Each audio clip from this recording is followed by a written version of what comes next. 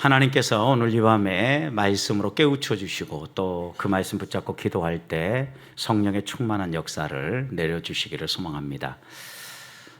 여러분 혹시 농사하면서 씨를 파종했는데 싹이 나지 않아서 고민해 본 적 있으십니까? 저는 농사 일을 하는 사람은 아닙니다. 그런데 제가 한 1년 정도 열심히 밭을 일군 적이 있었습니다. 2005년도 영국에 가 있을 때 1년 동안 공부하고 남는 시간에 다른 거 딱히 할 게 없더라고요. 그런데 영국의 집의 구조는 앞이 이렇게 작은 정원이 있다면 집 뒤쪽에 큰 마당이 있습니다. 그 가든이 있는데 그 가든에 한 켠을 파서 텃밭을 만들어서 그 텃밭에서 씨앗을 가지고 간 것 열심히 발화해가지고 싹을 틔워서 수확하는 재미가 있었습니다. 특히 외국 사람들은 깻잎 같은 것을 안 먹습니다. 근데 우리는 삼겹살 이런 거 먹을 때 꼭 깻잎 있어야 되잖아요. 그래서 열심히 씨앗을 뿌려서 깻잎을 잘 키우는데 한 번은 씨앗을 심었는데 싹이 안 나오는 겁니다. 이놈이 왜 안 나올까? 평소 같았으면 잘 나와야 되는데. 그리고 나서 그 땅을 가서 다시 한번 파봤어요. 그랬더니 저희가 그 살던 집이 새로 막 조성되는 단지에 있는 집이어서 땅을 파보니까 온갖 건축 폐기물이 그 안에서 다 나오는 겁니다. 그 가든을 덮어놨긴 덮어놨는데 폐기물 위에다가 가든을 덮어놓은 거예요.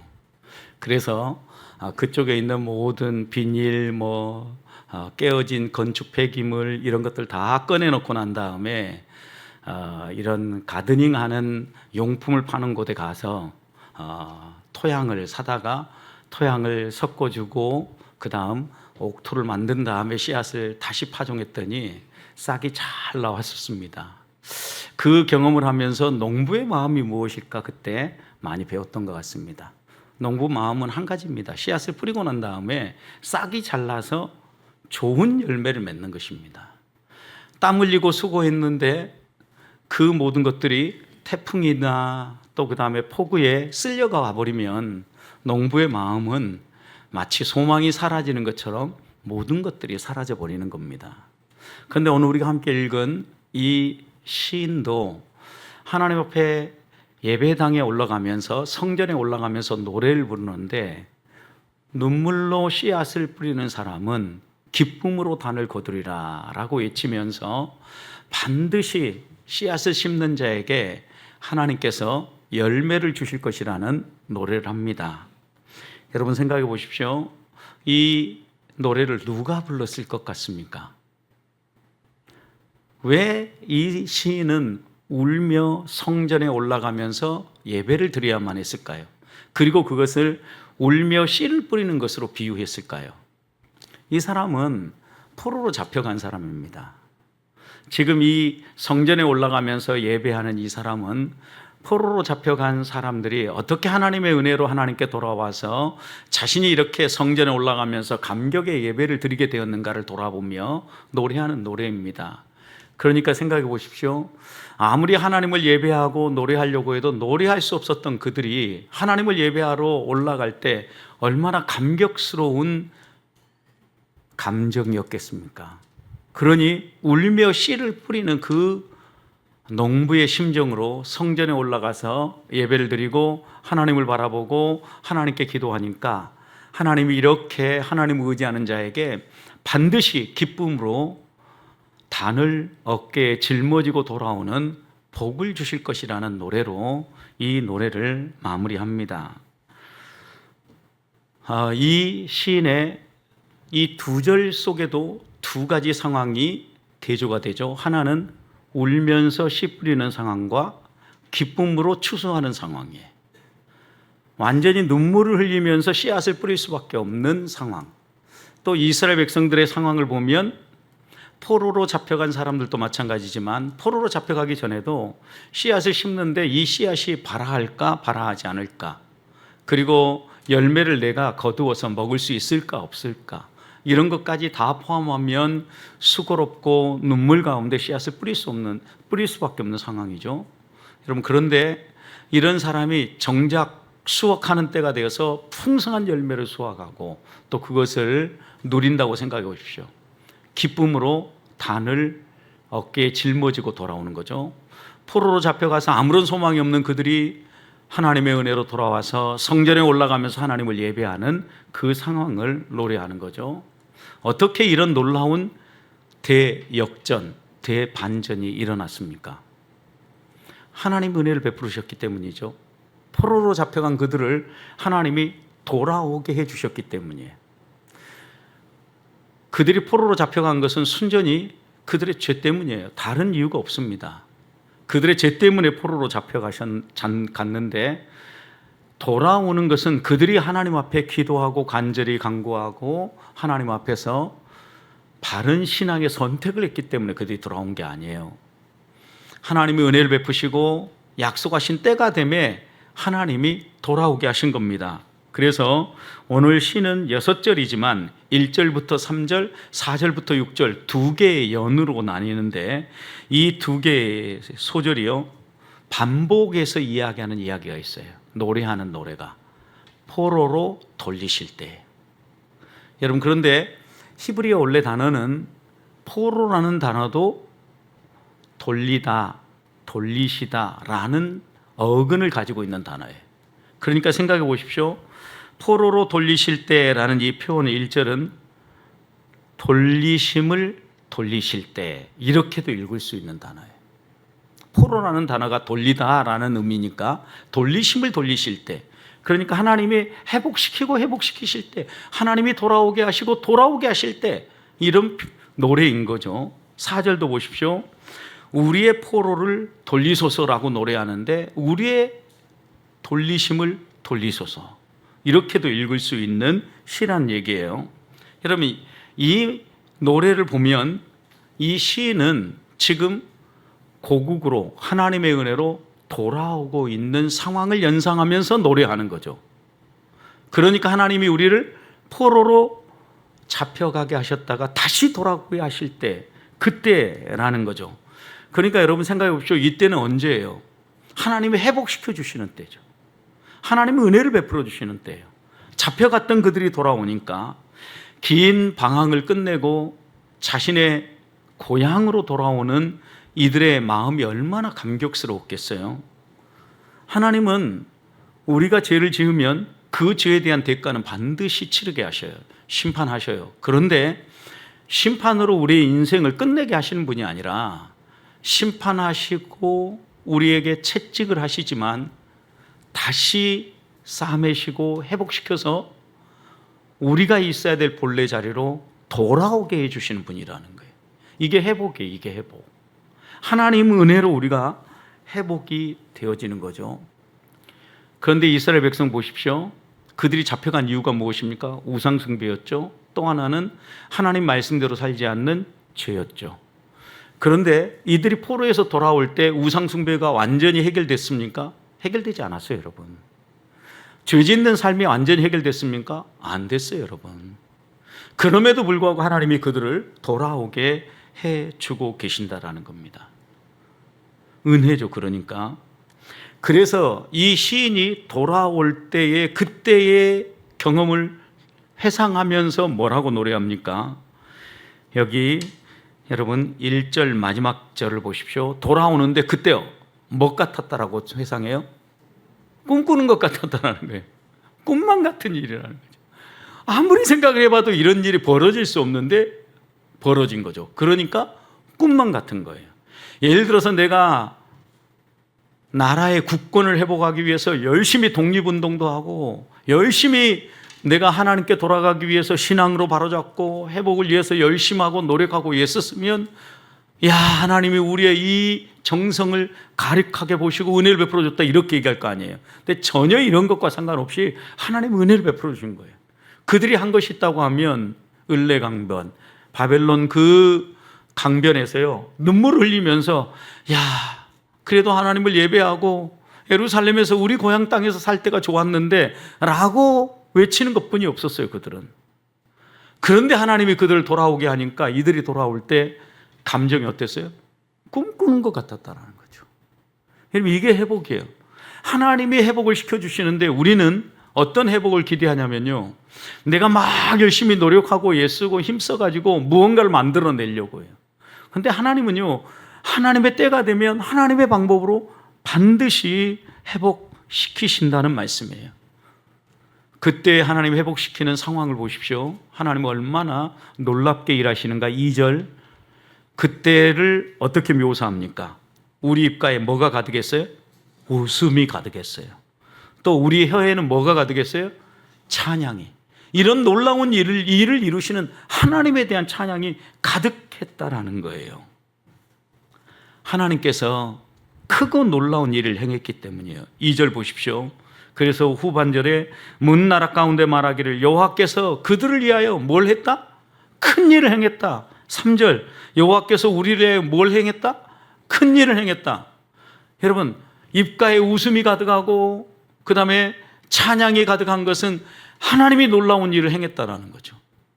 이것 때문에 이들은 꿈꾸는 것 같은 회복의 은총 안에서 감사하고 하나님께 영광을 돌린 거예요. 여러분, 우리는 이제 돌아오는 주일이면 설립 12주년입니다. 여러분, 엊그제 설립 예배 드린 것 같은데 벌써 12년이 되었습니다. 꿈만 같지 않습니까?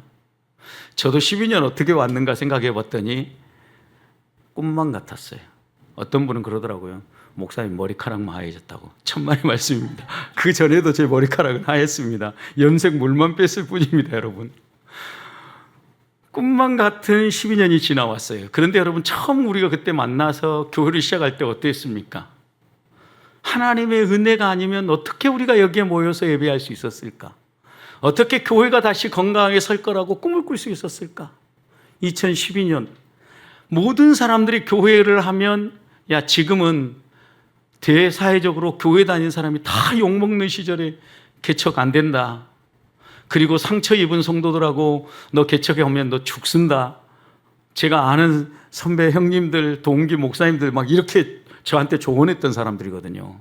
야, 너 14년 동안 잘했던 사람들하고 분리개척 한다더니 왜 갑자기 이상한 짓 하려고 하냐. 뭐 별 얘기가 다 있었습니다. 여러분, 그런데 여러분, 그때 이 모든 일들은요, 만약 제가 있는 자리에서 그대로 걸어가던 길 같다면 하나님이 하셨다는 얘기가 별로 안 나올 거예요.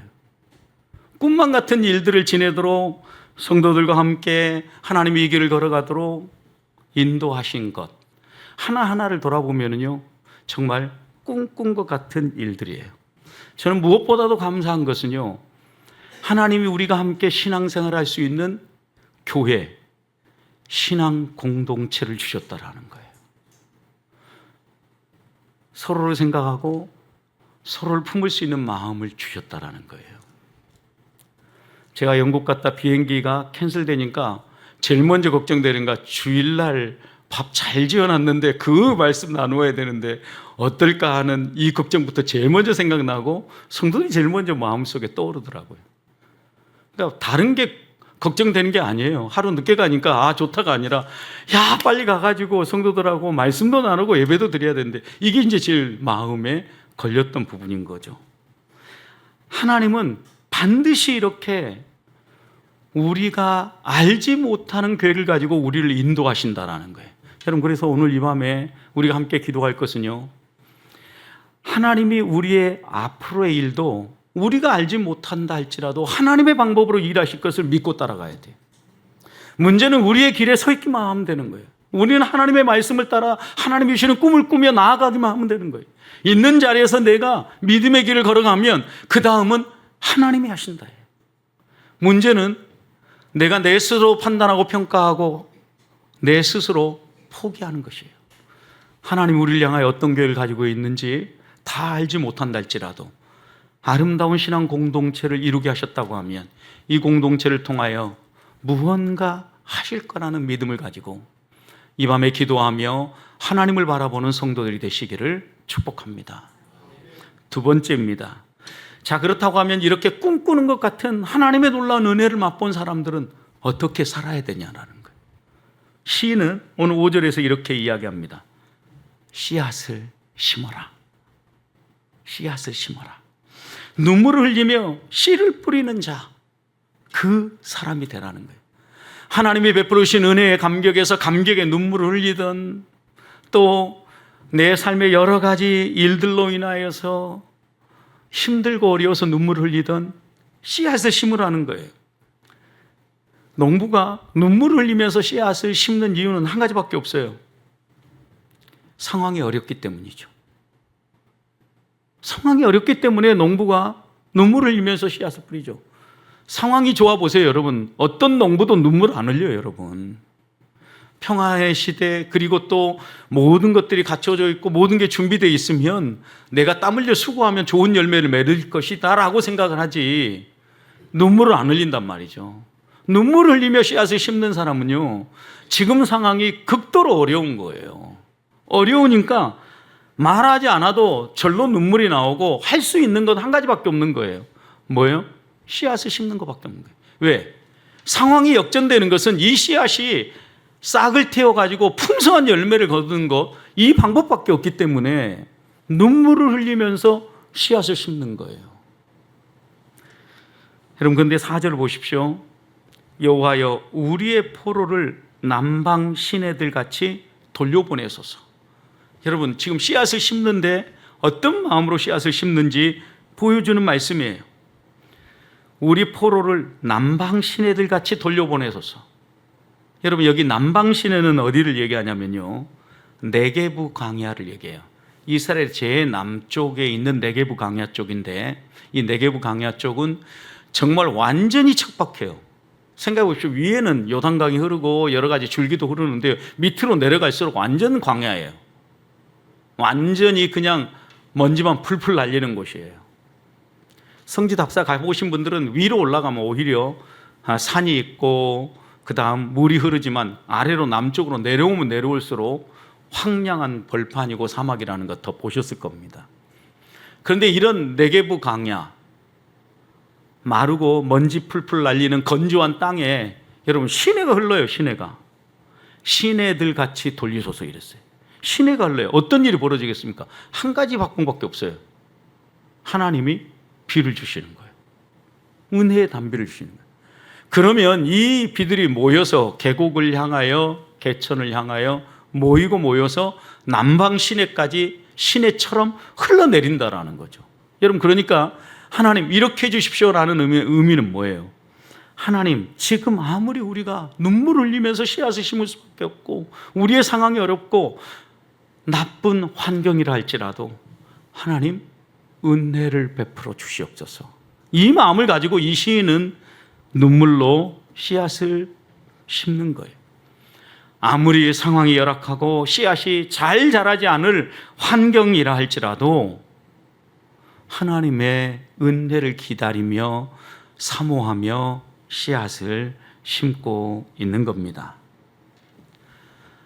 저는 우리 교회의 상황도 만만치 않다라는 생각입니다. 코로나 이후 작은 교회들이 더 어려워졌습니다.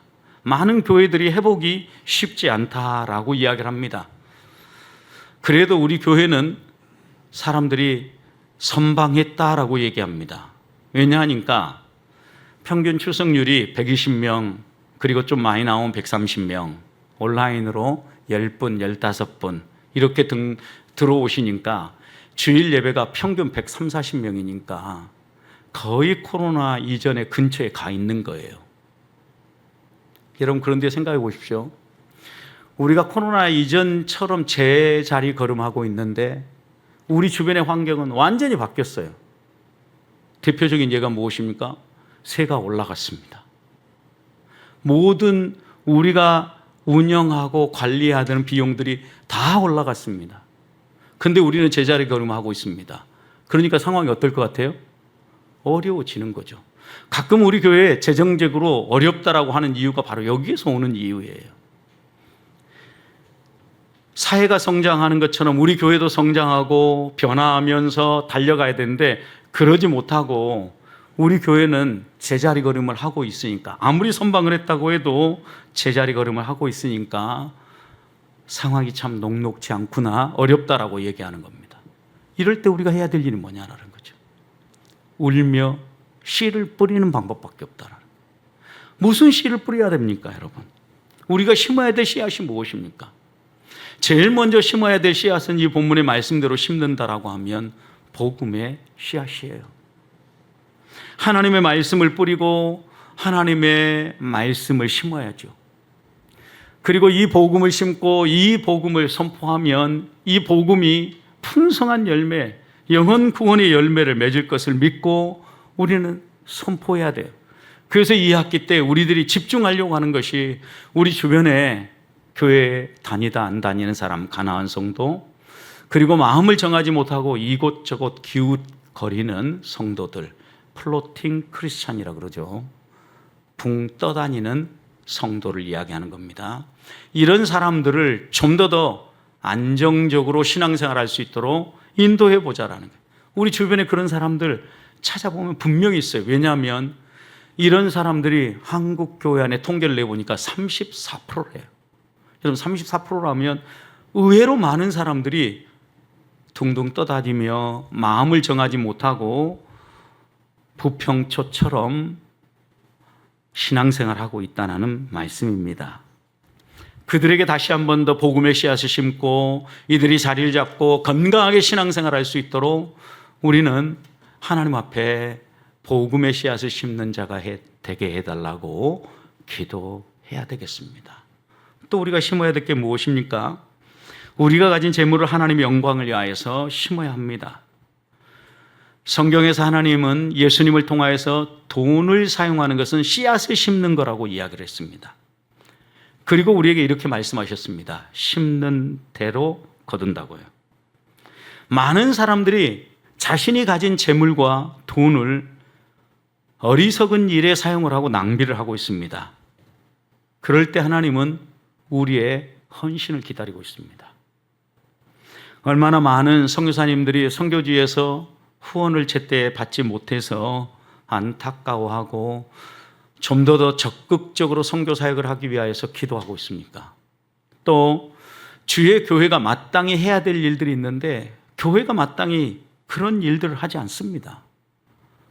오늘 가양 삼동 주민센터를 통하여서 추석 명절을 앞두고 사랑의 선물을 전달을 했습니다. 라면 100박스 전달했는데 동장님 얘기를 들으면서 전에도 얘기를 들었는데 또다시 한 번 더 확인한 게 있습니다. 가양 삼동에 여러 교회들이 있습니다. 그리고 여러 기관과 단체들이 있습니다. 그런데 이런 명절이거나 이런 때에 가양 삼동의 어려운 어르신들을 위해서 돕는 교회가 한 교회도 없대요. 우리 보백교회가 유일하다는 거예요. 단체도 없고 기관도 없대요. 여러분, 우리가 돈이 있어서는 안 오는 게 아니에요. 어떤 때는 정말 재정이 마이너스로 갈 것 같아서 하나님께 기도하지 않고 해결되지 않은 적이 여러 번 있었어요. 그럼에도 불구하고 이럴 때에도 우리가 멈추지 않고 나누는 이유가 있어요. 이것은 교회가 존재하는 이유예요. 하나님은 우리에게 그렇게 얘기했잖아요. 너희는 못 먹더라도 흘려보내는 사람이 되어라. 주는 자가 복이 있다. 여러분, 그런데 많은 교회들이 자기들을 위해서 살기에도 바쁘다라는 거죠. 우리가 가진 재물을 주의 나라와 하나님의 영광을 위해서 사용할 마음이 그들은 다 주의 일에 쓴다고 하지만 그렇게 흘려보내지 않는 거죠. 다시 한 번 더 우리들이 생각을 바꿔야 돼요.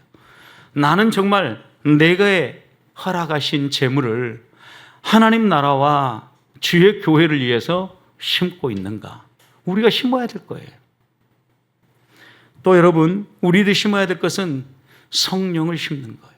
여러분, 성령을 심는다는 의미가 무엇입니까? 우리의 마음에 영의 것을 심는다라는 거죠. 우리 안에 누구나 다 성령이 있습니다. 그런데 성령을 인정하고 사는 사람이 있고 성령을 인정하지 않고 사는 사람이 있어요. 성령을 인정하고 사는 사람은 내 안에 성령이 이야기하는 음성을 듣기 위해서 귀를 기울입니다. 그리고 그 성령이 하시는 말씀을 순종하려고 애를 씁니다. 우리 주님은 이렇게 말씀하셨습니다. 너희 안에 계시는 성령의 인도함을 따라 살라고요. 우리는 우리 안에 성령이 거하는 사람입니다. 그렇다고 하면 우리의 마음밭을 잘 가꿔야 합니다. 세상의 소리를 듣고 온갖 잡다한 세상 철학에 휘둘리지 않기 위해서 기도해야 합니다. 마음의 정원을 가꾸는 일입니다. 마음의 잡초들을 제거하는 일입니다. 어떻게 우리의 마음속에 무성하게 자라는 그 잡초를 제거할 수 있겠습니까? 말씀을 심는 것입니다. 성령을 품는 것입니다. 하나님 마음을 품는 것입니다. 그러다 보면 우리의 마음속에 있는 악한 생각들, 사탄이 주는 온갖 잡초들이 제거되어지고 거룩한 생각이 나게 되고 그곳에서 성령의 열매가 맺히는 것입니다. 그러니 우리가 또 하나 심어야 될 것은 성령을 우리의 마음에 심어야 하는 겁니다. 오늘 이 밤 우리가 심어야 될 것이 무엇인가 기억하며 기도합시다. 복음의 씨앗을 심고 있습니까?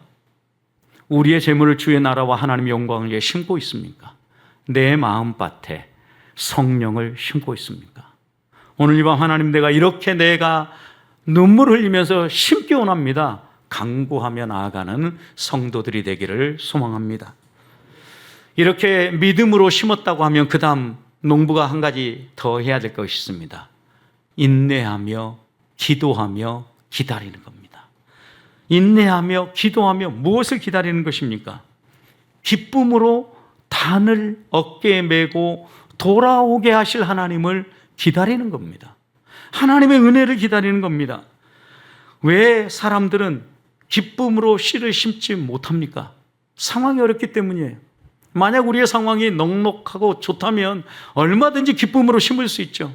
울며 씨를 심을 수밖에 없는 상황이랄지라도 눈물의 씨앗을 심으면 하나님은 반드시 기쁨으로 단을 거두어 돌아오게 하신다라는 거예요. 여러분, 이것은 믿음이 있어야 합니다. 왜냐하면 어떤 농부도 씨앗을 심고 금방 거두기를 원하는 농부는 없어요. 씨앗 심고 하루 지나서 또 가서 그 땅 파보고 씨가 맺혔나 보자. 그런 농부는 아무도 없어요. 싹이 나오고 꽃이 피고 열매가 맺힐 때까지 어떻게 해요? 부단히 주변을 가꾸고 잡초를 제거하고 물을 주고 사랑과 정성을 쏟아 부으니까 거기에 싹이 나오고 꽃이 피고 열매가 맺는 거예요. 기다리는 거죠. 수고하고 기다리며 기다리는 거예요. 여러분, 이렇게 물을 주는 것 같은 것이 무엇이겠습니까? 많은 영성학자들은 눈물로 하나님 앞에 기도하는 거라고 그랬어요. 눈물로 우리의 영혼을 촉촉히 적히고 우리의 마음을 촉촉히 적시면 그 촉촉한 수분과 양분을 통하여서 싹이 틔워지고 열매가 맺혀진다라는 거예요. 하나님이 일하신다라는 거예요. 울며 씨를 뿌리러 나가는 자는 6절 반드시 기쁨으로요. 반드시 기쁨으로. 이게 믿음입니다. 믿음은 하나님이 일하실 것을 믿고 기다리는 것입니다. 하나님 앞에서 내가 할 일들을 했다고 하면 이제는 하나님의 역사가 이루어질 때를 기다리는 것입니다. 하나님은 우리의 모든 상황을 내려다보시고 우리에게 좋은 것 주시길 원하는 분이에요. 이 하나님을 믿는다고 하면 여러분, 기다리는 것 어렵지 않습니다.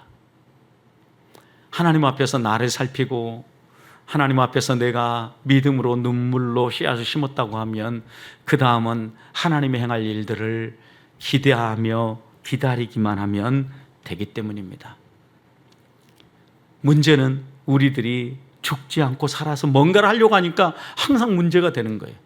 예수님은 씨앗을 심는 것은 죽는 일이라고 그랬습니다. 요한복음 12장 24절 내가 진실로 진실로 너희에게 이르노니 한 알에 밀이 땅에 떨어져 죽지 아니하면 한 알 그대로 있고 죽으면 많은 열매를 맺느니라. 여러분, 이 말씀을 곰곰이 다시 한번 생각해 보십시오.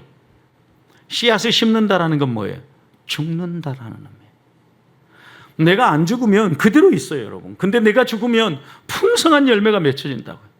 내 생각을 내려놓고 하나님 앞에 헌신하고 땀 흘려 눈물 뿌려 기도한 그것들을 다 내려놓고 이제는 하나님이 하십시오라고 내가 죽고 내가 내리면 그 다음 하나님께서 30배, 60배, 100배 놀라운 열매를 거두게 하신다라는 말씀입니다.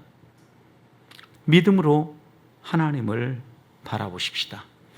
초대교회 성도들은 이렇게 신앙을 고백했습니다. 너희를 부르신 이는 미쁘시니 그가 또한 이루시리라. 여러분, 우리를 부르신 하나님은 미쁘신 하나님이에요. 그가 이루시리라. 너희 속에 착한 일을 시작하신 이가 그리스도 예수의 날까지 이루시리라. 약속의 말씀입니다. 이 약속의 말씀을 마음에 새기고 내 자신을 절제하고 이제는 심은 씨앗이, 눈물로 심은 그 씨앗이 하나님의 은혜로 싹을 틔우고 풍성한 열매를 맺도록 기다리며 기도하며 하나님을 바라보므로 하나님이 올 가을에 행하실 놀라운 역사, 내 삶에 놀라운 일들을 행하실 하나님을 바라보는 우리 보배의 성도들이 되시기를 주님의 이름으로 축복합니다.